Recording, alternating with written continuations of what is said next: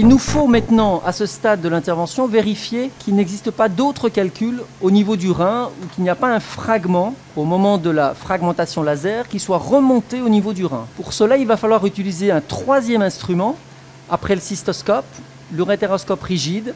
Nous allons utiliser un urétéroscope dit souple qui va permettre d'aller jusqu'au niveau du rein et d'aller voyager dans toutes les cavités du rein pour vérifier l'absence de ces possibles calculs.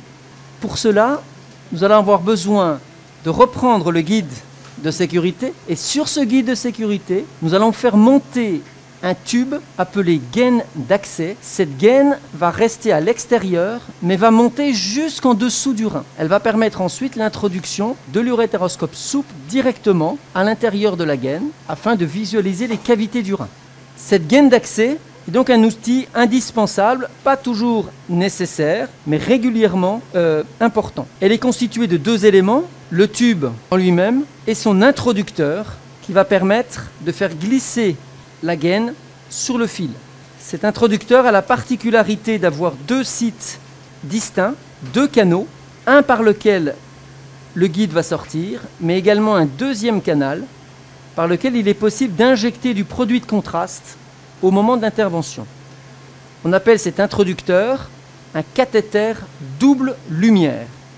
Le cathéter double lumière, qui fait donc office de mandrin introducteur de la gaine, va être monté sur le guide, mais en cas de besoin, il est possible d'injecter du produit de contraste par la deuxième entrée au moment du geste, afin d'avoir une injection de produit sans être obligé de retirer le guide qui lui est dans la deuxième lumière. La gaine d'accès, comme le fil guide, est dite hydrophile. Elle comporte un revêtement de surface qu'il va falloir activer avec l'utilisation de sérum physiologique, ce qu'on appelle la lubrification de la gaine.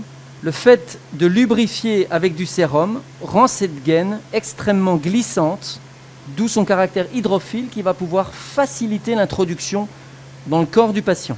Il est nécessaire également de lubrifier l'intérieur de la gaine et de lubrifier les deux canaux d'injection, ce qui a aussi l'avantage de purger les canaux de l'air contenu à l'intérieur.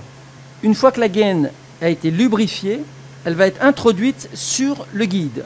Pour cela, nous allons récupérer le guide de sécurité en le faisant sortir de son dévidoir et la gaine va pouvoir être introduite dans l'axe sur ce guide afin d'être positionnée à l'entrée du rein dans la partie supérieure de l'urtère. L'introduction de la gaine se fait donc par son extrémité. On peut voir que le guide fait issue par le canal central de l'introducteur. Le deuxième canal est toujours libre, ou pour injecter du produit de contraste, ou pour positionner un deuxième guide en cas de besoin.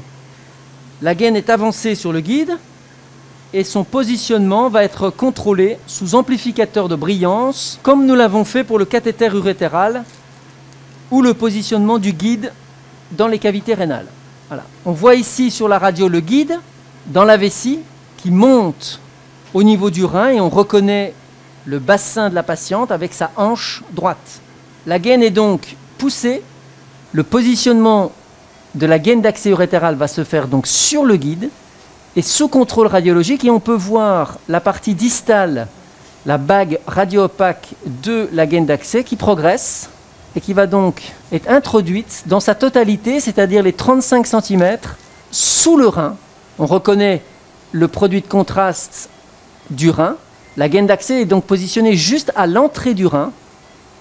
Une fois que la gaine est positionnée à l'entrée des cavités du rein, le mandrin introducteur va être retiré. Nous aurions pu injecter du produit de contraste pour visualiser les cavités du rein, mais actuellement elles sont toujours visibles, donc pas nécessaire.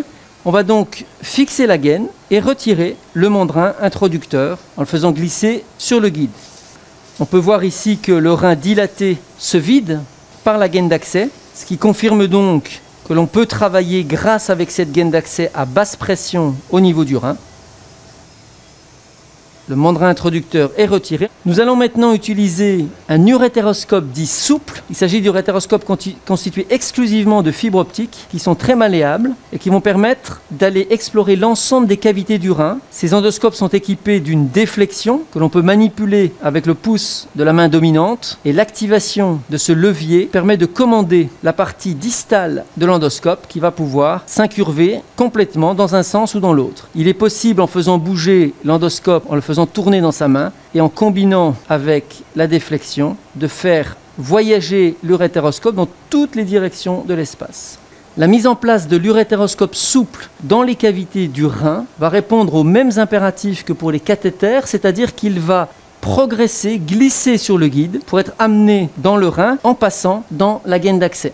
Pour cela, le guide va être lubrifié par du sérum physiologique et le guide va être introduit dans le canal opérateur de l'endoscope, comme nous l'avons fait précédemment avec le cathéter urétéral ou la gaine d'accès.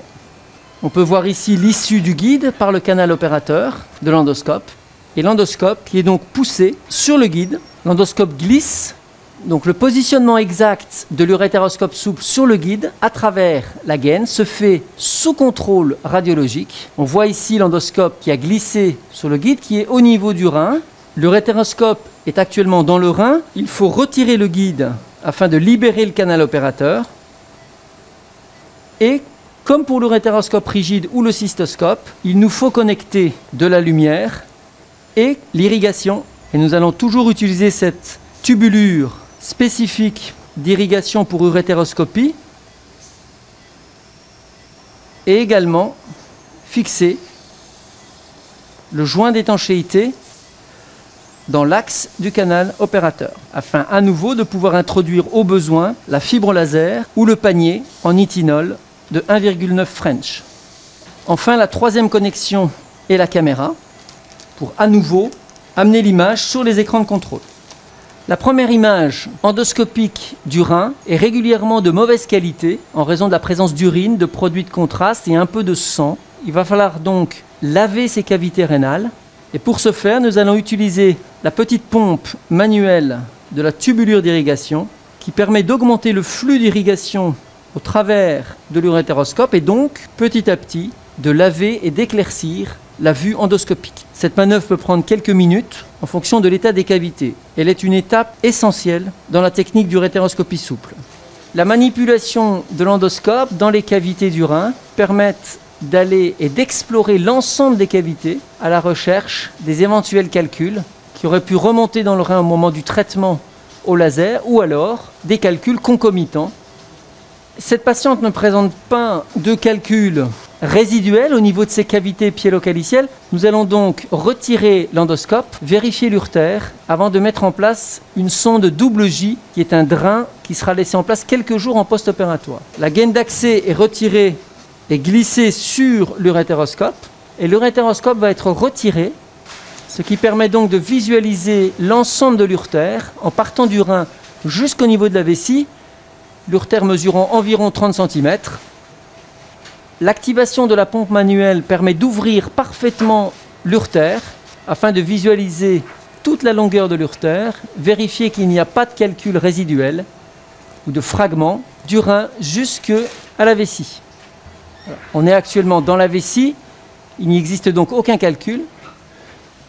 Nous allons remettre en place l'endoscope pour repositionner le guide dans les cavités afin de positionner la sonde double J en fin d'intervention.